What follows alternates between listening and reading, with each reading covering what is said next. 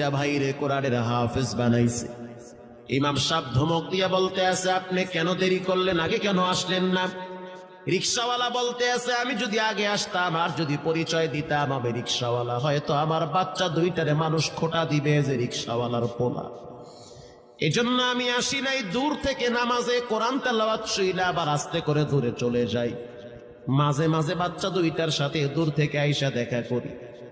এটাই হলো কোরআনের বরকত। পরে শুনতে পারলাম এই বাচ্চা দুইটার মাও নাকি গাড়ি অ্যাক্সিডেন্টে মারা গেছে, লাশ পড়ে আছে সেই কুড়িগ্রামে।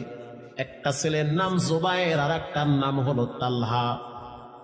রিক্সাওয়ালা বলতে আছে, আমার আফসোস নাই, কষ্ট হলো এক জায়গায়, সেটা হলো ঈদের সময় বাচ্চাগুলা তো বাড়িতে যাবে, বাড়িতে যাওয়ার পরে দেখবে ওদের মায়ের লাশ কবরে পড়ে আছে, ডানে বামে মাটি, সামনে পিছনে মাটি, মাটির